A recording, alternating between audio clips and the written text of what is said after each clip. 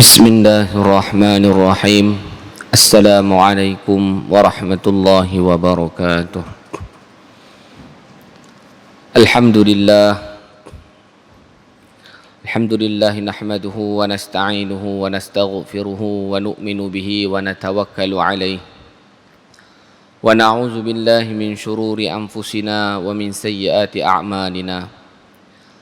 May yahdihillahu fala mudilla lahu ومن يضلله فلا هادي له ونشهد أن لا إله إلا الله وحده لا شريك له ونشهد أن محمدا عبده ورسوله صلى الله عليه وآله وسلم تسليما كثيرا كثيرا أما بعد. Pertama sekali jazakallah khairan katsira kepada pihak pengurusan Masjid Al-Muhajirin Seberang Jaya menjemput saya bagi menggantikan kuliah Al-Fadil Tuan Guru Ustaz Sobri Asyar yang mana tak dapat hadir pada malam ni atas faktor kesihatan. Jadi saya yang serba kekurangan ni insya-Allah sama-sama untuk memenuhi ruang kekosongan yang mana sebelum ni hari Sabtu baru ni kalau nak ikut waktu saya, tapi diberi kepada Al-Fadil Tuan Guru Maulana Mansur Damat Barakatuhum. Jadi pada malam ni kita sambung pengajian kita yang lepas daripada kitab Midrajul Fawatih, syarah bagi kitab Mishkatul Masabih. Pengarangnya iaitu Tuan Guru Maulana Hasnul Hizam Damat Barakatuhu, pada muka surat 377, bab yang keempat berkenaan dengan azab kubur. Jadi sebelum kita meneruskan pengajian kita pada malam ni, jadi kita memanjatkan syukur kepada Allah Subhanahu wa taala. Dengan taufik dan hidayahnya Allah Ta'ala telah datangkan kita ke rumahnya walau dalam keadaan suasana sekarang ini kita dapat hadir. Ini adalah merupakan nikmat pilihan daripada Allah Subhanahu wa taala.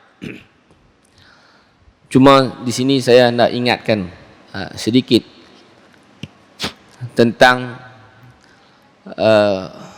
orang yang masbuk dan juga orang yang muafiq, kerana ada sebahagian yang saya perhatikan, mudah-mudahan kita dapat perbetulkan tarif pengenalan orang yang masbuk ni apa, iaitu seorang makmum yang tidak dapat berdiri ataupun qiyam bersama dengan imam sekadar bacaan Fatihah orang biasa, orang pertengahan. Makna dia sampai tu masuk takbir Allahu Akbar, kemudian sembahyang baca Fatihah. Jadi dia tak dapat nak sempurnakan bacaan Fatihah dia tu. Imam pun rukuk. Rukuk. Maka dia dikira masbuk. Dia berdiri bersama dengan imam tu tidak mendapat kadar bacaan Fatihah sekadar bacaan orang biasa. Maka hukum dia kena tinggalkan Fatihah dia, kena ikut imam. Dia tak boleh perhabiskan Fatihah dia. Contohlah, dia masuk sembahyang, imam baca lam yalid wa lam yulad wa lam yakul lahu kufuwan ahad. Tadi lam yalid wa lam yulad tu baru dia masuk sembahyang. Kemudian dia pun baca bismillahirrahmanirrahim, alhamdulillahirabbil alamin. Imam rukuk. Maka pada ketika itu dia kena tinggalkan bacaan Fatihah dia, terus rukuk bersama dengan imam. Sekiranya dia tak dapat rukuk bersama dengan imam, maka dia rakaat tu tak dapat. Rakaat tadi tak dapat, maka dia kena tambah lagi rakaat semula. Tambah lagi satu rakaat yang dia tertinggal tadi. Ini hukum bagi orang yang masbuk. Adapun orang yang muwafiq. Orang yang muwafiq apa? Seorang makmum yang dapat berdiri ataupun qiyam bersama dengan imam sekadar bacaan Fatihah orang biasa. Masbuk tak dapat. Muwafiq dia dapat. Yang ni contoh imam baru baca pertengahan surah Fatihah. Dia masuk sembahyang. Ataupun imam baru selesai baca Fatihah. Baru nak mula baca surah. Kira dia dapatlah. Dia kira orang muwafiq. Dia dapat berdiri tu bersama dengan imam. Maka orang yang muwafiq ni, hukum dia wajib kena habiskan bacaan Fatihah dia. Wajib dia kena habiskan bacaan Fatihah dia. Dan dia dibenarkan ketinggalan bersama dengan imam sebanyak 3 rukun yang panjang. 3 rukun yang panjang. Yang ni rukuk, i'tidal, rukun pendek, sujud yang pertama, kemudian duduk di antara dua sujud tu, dia kena segera pergi ke rukuk. Kalau dia tak sempurna juga, dia kena tinggal bacaan Fatihah dia untuk bersama dengan imam, dan rakaat tadi tak dapat. Sekiranya dia dapat sebelum imam bangun daripada sujud yang kedua, dia turun rukuk, dia tak ketinggalan 3 rukun yang panjang bersama dengan imam, maka rakaat tadi dia dapat. Ini tentang orang yang muwafiq. Jadi kebanyakannya kita tersalah anggap kita ni masbuk, kita rasa kita muwafiq. Jadi kena berhati-hati di situ. Baik. Wallahu alam. Penerangan tentang apa yang saya sebutkan tadi ni ada di dalam kitab Munyatul Musalli. Munyatul Musalli, kitab Jawi. Sekarang ni Rumi pun ada, boleh rujuk di sana. Baik, kita sambung pada kitab Midrajul Fawatih berkenaan dengan azab kubur. Bab mengisbatkan azab kubur, yakni mensabitkan azab kubur. Fasal yang pertama, perkara-perkara yang bersangkut paut dengan rukun iman dan penting kita beriman dengannya ialah beriman kepada kematian. Suatu hari nanti pasti kita akan mati dan wujudnya azab kubur. Musannif rahmatullah alaih bawakan bab ini kerana ada golongan yang mengingkari azab kubur. Di dalam kubur bukan azab sahaja, bahkan ganjaran juga wujud. Tetapi apabila ditakbirkan, disebut tentang kubur, maka ditakbirkan dengan azab. Mendengar perkataan kubur itu sudah menakutkan. Ketakutan ini juga ialah suatu azab. Jadi antara perkara yang kita perlu beriman adalah meyakini bahawa adanya azab kubur, adanya balasan ataupun adanya kebaikan yang akan menanti kita di dalam kubur. Kubur ni akan jadi lembah daripada lembah neraka ataupun taman daripada taman syurga. Tetapi biasanya kalau kita sebut kubur ni, dia punya zihin kita, kefahaman kita lebih kepada azab. Kita rasa takut, risau. Jadi azab kubur ni ataupun perkara yang akan berlaku di dalam kubur adalah satu perkara yang pasti. Jadi di sini musannif mendatangkan bab di sini bagi mengisbatkan bahawa adanya azab kubur. Golongan Mu'tazilah memungkiri azab kubur. Mereka menolak. Puak-puak Mu'tazilah, mereka tolak. Mereka mengatakan bahawa tidak ada azab kubur. Golongan ini hanya menerima hadis apabila ia tidak bertentangan dengan akal. Amal kena tengok pada akal. Akal boleh terima, ini logik ni. Kata betul. Tapi kalau yang tak logik, dia tolak. Ni golongan Mu'tazilah. Di dunia ini jasad adalah matbu', yakni asal, dan ruh ialah tabi', mengikuti. Di dunia ni, i'tibar pada dunia. I'tibar pada kubur lain pula. I'tibar di dunia, jasad kita ni kira asal. Ruh yang ada bersama dengan kita ni, dia ikut kita. Dia tabi'. Contohnya, apabila seseorang itu disakiti, maka jasadnya yang akan berasa sakit. Manakala di alam barzakh, penyeksaannya pada ruh, dan ia juga memberi kesan kepada jasad.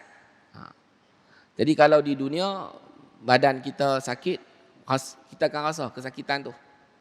Cuma ruh ni, kalau amal kita kurang, ibadat kita kurang, ruh kita ni kita akan rasa sakit. Ruh kita.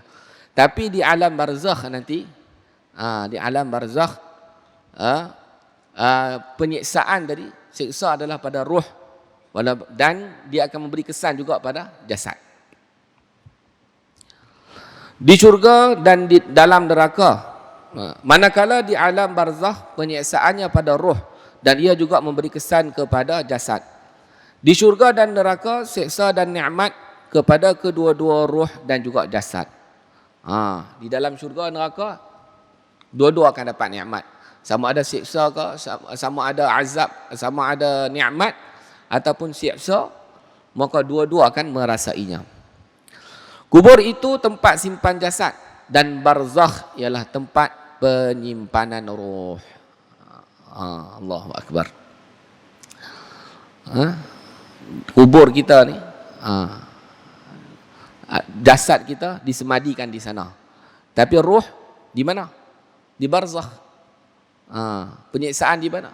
Di barzakh. Tak kira lah meninggal di mana sekalipun, maka ruhnya di barzakh. Allahu Akbar. Tapi satu kemuliaan kepada kita, sekiranya kita dapat kubur di makam, di Baqi', yang mana di sana ada doa khusus Nabi sallallahu alaihi wasallam. Jadi walaupun doa khusus untuk penghuni-penghuni Baqi' tadi, jasad, dan secara tak langsungnya ruh pun akan mendapat fadilat dia. Satu peristiwa, seseorang itu menggunakan tongkat kerana kakinya telah dipotong. Dia menceritakan, ini berlaku kerana suatu hari untaku naik minyak, dan ia kejar sehingga aku telah sampai satu perkuburan, dan aku sampai kepada satu liang kubur. Aku masuk ke dalam lubang kubur itu. Di situ aku lihat satu manyat. Pada manyat itu aku dapati seekor ular dan seekor kalajengking yang silih berganti mematuk dan menyengat manyat itu. Ketika itu ular tersebut pun keluar dan mematuk unta dia. Unta dia yang ada kat situ. Unta dia kena patuk dengan ular tersebut. Setelah itu aku keluar dan mendapati bahawa unta aku diam, tidak bergerak. Aku pun pergi mencuitnya dengan kakiku. Akan tetapi kakiku telah terbenam masuk ke dalam badan unta dan terkena tulang unta itu. Daging unta itu telah hangus dan hanya tinggal kulit luar sahaja yang tegak akibat daripada patukan ular itu. Setelah itu aku pergi berjumpa doktor, dan doktor mengatakan bahawa kaki aku perlu dipotong. Jika tidak, racun tersebut akan menular ke seluruh badanku. Jadi ini satu kisah pengalaman orang yang dulu, orang saleh, yang mana kena kesan daripada patukan binatang yang melakukan penyiksaan kepada jenazah yang ada di dalam kubur. Yang mana satu patukan tadi menyebabkan terus mati binatang ni. Dan kaki dia ni pun bukan kena patuk pun, terkena badan tu, itu pun terpaksa dipotong. Nanti ini baru mukadimah dia. Lepas ni kita akan masuk hadis ayat Al-Quran untuk mensabitkan bahawa adanya azab kubur. Azab sebenar dalam kubur ialah pada roh, tetapi ia memberi kesan kepada jasad. Azab sebenar dalam kubur ni roh. Roh akan timpa, akan menerima azab tersebut. Jadi kesan daripada roh menerima azab, maka badan akan mendapat kesan yang sama. Contoh yang lain, apabila seorang bermimpi dikejar oleh harimau, maka dia pun melarikan diri. Akan tetapi apabila dia bangun, dia merasa penat. Walhal badannya tidak bergerak. Yang melarikan diri ialah roh, tetapi ia memberi kesan kepada jasadnya. Ini semua kita alami. Kan? Dalam mimpi, tak kira lah. Mimpi ketakutan, mimpi gembira, mimpi sedih. Jadi bila kita bangun, akan ada kesan. Sedangkan benda tu mainan ataupun laluan tidur. Ketika kita tidur kita mimpi, kita tak rasa pun. Tapi bila kita bangun, dia ada kesannya. Begitulah juga di dalam kubur, azab penyiksaan kepada ruh. Ruh, tapi kesan dia pada jasad. Jasad menerima kesannya. Jumhur mengatakan bahawa banyak ayat mensabitkan azab kubur di dalam Al-Quran. Antaranya, A'udzubillahi minasyaitonirrajim. Bismillahirrahmanirrahim. Wa yawma yu'radul ladzina kafaru 'alan nar alaysa hadza bil haqq qalu bala wa rabbina qala fadhuqul 'adzaba bima kuntum takfurun. Surah Al-Ahqaf ayat 34. Mana dia? Dan ingatlah hari orang-orang kafir didedahkan kepada neraka. Lalu dikatakan kepada mereka, dikatakan kepada orang kafir, bukankah ini azab kubur ini benar? Bukankah yakni apa? Alaisa hadza ni yakni mereka sedang hadapi azab kubur ni. Bukankah azab kubur ini benar? Lalu mereka menjawab, ya, qalu bala wa rabbina, ya, bahkan demi Tuhan kami. Setelah itu dikatakan lagi kepada mereka, maka sekarang rasalah azab siksa dengan sebab kamu kufur ingkar di dunia dahulu. Ini ayat Al-Quran. Siapa yang tolak Al-Quran, maka imannya rosak. Tolak kalamullah, tolak Al-Quran. Jadi ini dari firman Allah Subhanahu Wa Taala menunjukkan bahawa adanya azab kubur. Kemudian ayat seterusnya, An-naru yu'raduna 'alaiha ghuduwan wa 'ashiyya wa yawma taqumus sa'atu adkhilu ala fir'auna ashaddal 'adzab. Maksudnya, mereka didedahkan kepada bahan api neraka pada waktu pagi dan petang. Yakni semasa mereka berada dalam alam barzakh. Al-naru yu'raduna 'alaiha ghuduwan wa 'ashiyya. Bila ni? Iaitu pada mereka ketika mereka berada di alam barzakh. Dan pada hari berlakunya kiamat, diperintahkan kepada malaikat, masukkanlah Fir'aun dan pengikut-pengikutnya ke dalam azab siksa api neraka yang seberat-beratnya. Al-Ghafir ayat 46. Ini lagi satu ayat untuk mensabitkan bahawa adanya azab kubur. Dan ruh ini disimpan di barzakh. Oleh itu azabnya di alam kubur. Azab yang dimaksudkan dalam ayat ini ialah azab kubur. Seperti ayat dalam surah As-Sajdah. Ayat 21 yang ni selalu biasa pagi Jumaat kita duduk dengar imam baca ayat ni. وَلَنُذِيقَنَّهُمْ مِنَ الْعَذَابِ الْأَدْنَى دُونَ الْعَذَابِ الْأَكْبَرِ لَعَلَّهُمْ يَرْجِعُونَ. Dan demi sesungguhnya kami akan merasakan mereka sedikit daripada azab lebih ringan, yakni merujuk kepada azab kubur sebelum azab yang besar di akhirat kelak, la'allahum yarji'un, supaya mereka rujuk kembali bertaubat.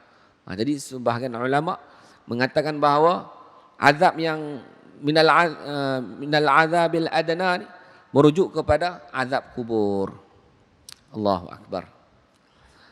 Lagi firman Allah Subhanahu wa taala, mimma khati'atihim ughriqu faudkhilu nara falam yajidu lahum min dunillahi ansara. Disebabkan dosa-dosa dan kesalahan mereka, mereka ditenggelamkan dengan banjir dan taufan. Kemudian pada hari akhirat dimasukkan ke dalam api, yakni api neraka.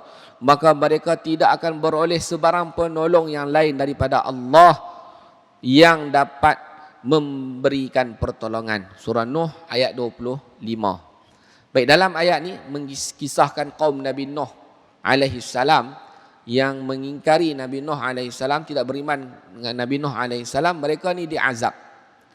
Mereka ni diazab. Sedangkan mereka belum masuk lagi neraka. Kerana hari penghisaban belum lagi datang. Sekarang ni belum ada lagi hari penghisaban. Tetapi di dalam ayat ini menunjukkan bahawa kaum-kaum Nabi Nuh yang mengingkari Nabi Nuh ni, mereka ni diazab.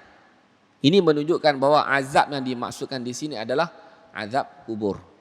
Jadi sabit daripada sini bahawa adanya azab kubur. Ini nak menolak lah.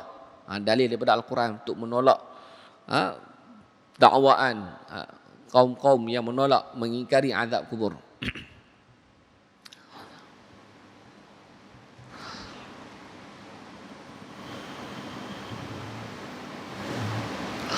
وَمَنْ أَظْلَمُ مِمَّنِ افْتَرَى عَلَى اللَّهِ كَذِبًا أَوْ قَالَ أُوحِيَ إِلَيَّ وَلَمْ يُوحَ إِلَيْهِ شَيْءٌ وَمَنْ قَالَ سَأُنْزِلُ مِثْلَ مَا أَنْزَلَ اللَّهُ وَلَوْ تَرَى إِذِ الظَّالِمُونَ فِي غَمَرَاتِ الْمَوْتِ وَالْمَلَائِكَةُ بَاسِطُو أَيْدِيهِمْ أَخْرِجُوا أَنفُسَكُمْ اليوم تجزون عذاب الهون بما كنتم تقولون على الله غير الحق وكنتم عن آياته تستكبرون. Maksudnya, ini ayat ni panjang sikit, menceritakan ataupun kita nak mensabitkan daripada ayat ni bahawa adanya azab kubur. Dan siapakah yang lebih zalim daripada orang yang mereka-reka perkara yang dusta terhadap Allah, atau orang yang berkata telah diberi wahyu kepadaku padahal tidak diberikan sesuatu wahyu pun kepadanya, dan orang yang berkata aku akan menurunkan seperti apa yang diturunkan Allah, dan sesungguhnya ngeri sekiranya engkau melihat ketika orang-orang yang zalim itu dalam penderitaan, yakni sakaratul maut, ketika hendak putus nyawa, sedang malaikat-malaikat pula menghulurkan tangan mereka, memukul dan menyiksa orang-orang itu sambil berkata dengan menengking dan mengejek, keluarkanlah nyawa kamu dari tubuh kamu sendiri pada hari ini. Al-yawma tujzauna 'adzabal huni bima kuntum. Al-yawm, yakni pada hari ini kamu dibalas dengan azab siksa yang menghina kamu sehina-hinanya disebabkan apa yang telah kamu katakan terhadap Allah dengan tidak benar, dan kamu pula menolak dengan sombong takabur akan ayat-ayat keterangannya. Baik, di dalam ayat ni Allah Subhanahu wa taala menceritakan golongan yang melakukan pendustaan terhadap Allah Subhanahu wa taala. Lalu ketika mana datang maut kepada mereka, dan setelah mereka mati, maka mereka ni diazab, disiksa. Al-yawm ni merujuk kepada azab kubur, hari yang mana mereka berada di dalam kubur. Ruh yang baik berada di illiyin. Sekiranya kita mati, dimasukkan ke dalam kubur di alam barzakh, dan kita ni orang yang baik, maka ruh kita akan berada di illiyin. Dan ruh yang jahat pula berada di sijjin. Sama ada dia mati dalam lautan ke, dimakan ikan ke, atau terbakar ke, di mana sahaja dia mati, tetap rohnya ditempatkan di barzakh. Adapun yang disebut dalam hadis bahawa seseorang apabila dimasukkan ke dalam kubur lalu dia ditanya, maka itu hanyalah syarat ittifaqi, seperti yang akan datang penerangannya nanti. Jadi kita jumpa dalam hadis nanti yang mana apabila seseorang jenazah, apabila seseorang tadi ni mati, dimasukkan ke dalam kubur, kemudian datangnya mungkar dan nangkir kepadanya dan menyoalnya. Jadi macam mana tu? Jadi kita kata berada di alam barzakh maka itu adalah syarat ittifaqi, penerangannya akan datang di dalam hadis-hadis yang akan datang di depan nanti insya-Allah. Hadis yang pertama kita akan tengok di sini, yaitu ada 10 minit lagi dah insya-Allah. Berkenaan dengan soalan-soalan di dalam kubur. Anil Barra' ibn Azib radhiyallahu anhu 'anil Nabi sallallahu alaihi wasallam qala al-muslimu idza su'ila fil qabri yashhadu an la ilaha illallah wa anna Muhammadan rasulullah fadzalika qawluhu yuthabbitullahu alladhina amanu bil qawli tsabiti fil hayatid dunya wa fil akhirah. وفي رواية عن النبي صلى الله عليه وسلم قال يثبت الله الذين آمنوا بالقول الثابت نزلت في عذاب القبر يقال له من ربك فيقول ربي الله ونبي محمد متفق عليه.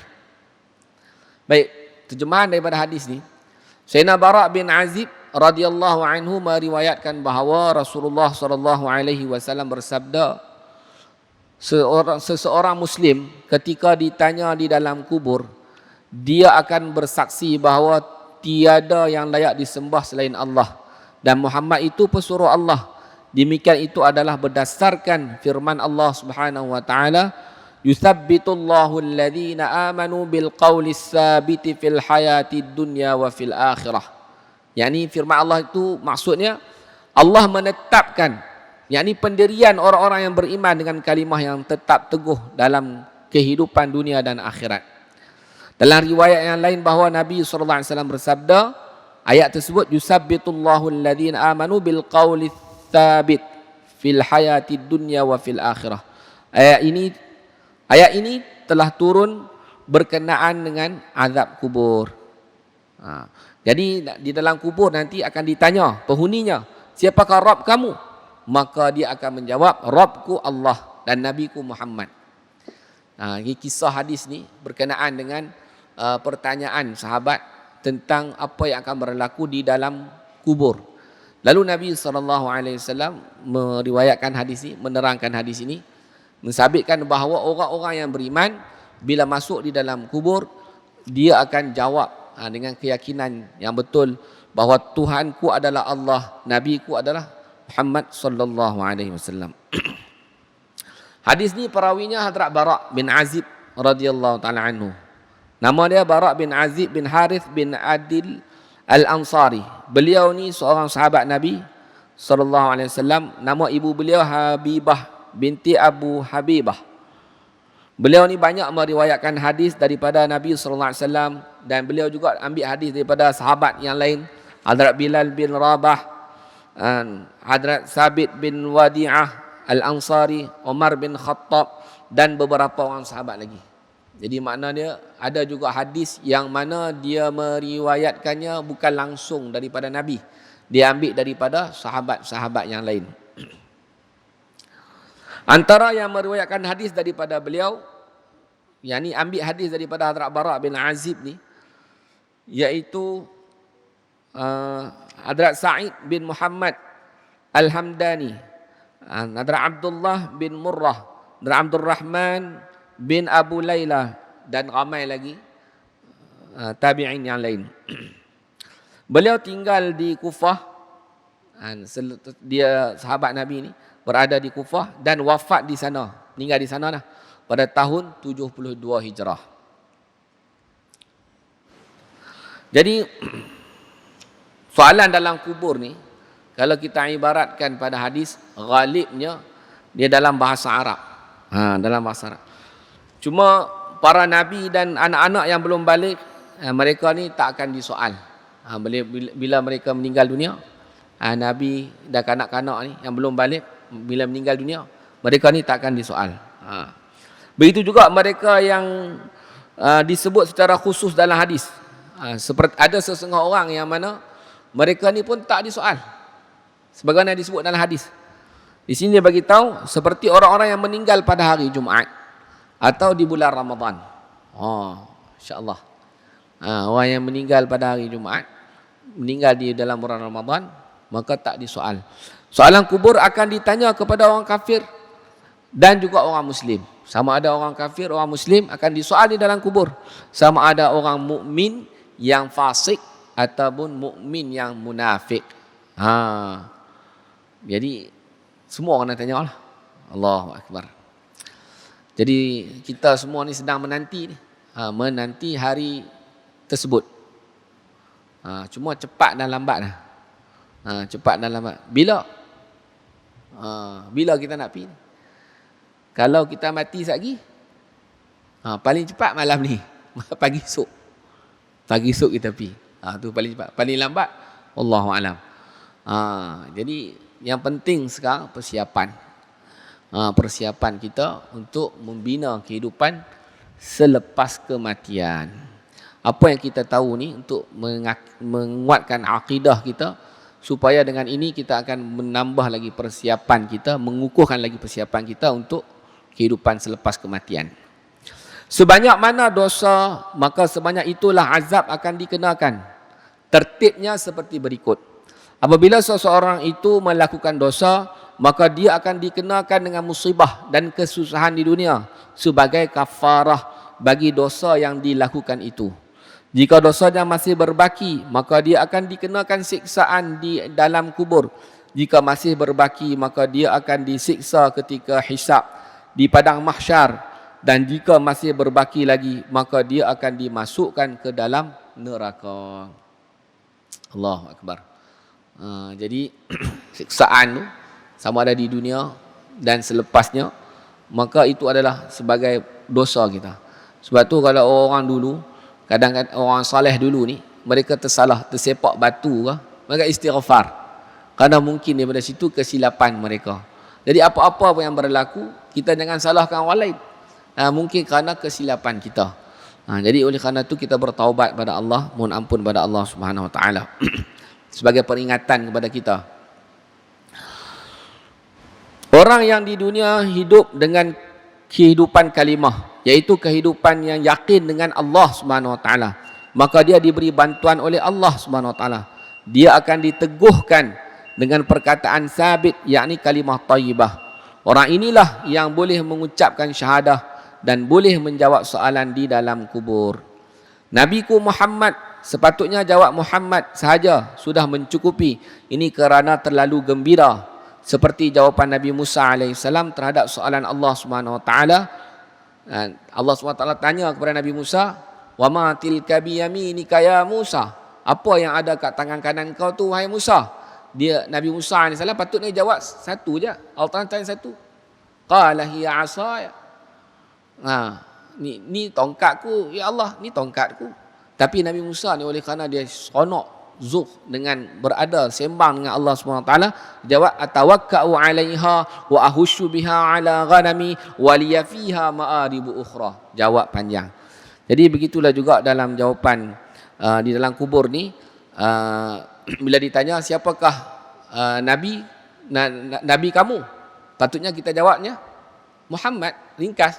Tapi dia jawab tak, nabiku Muhammad. Ulang balik, nabiku Muhammad. Kerana apa? Kerana orang mukmin ni digembira, soleh, bawa kebaikan menanti dia.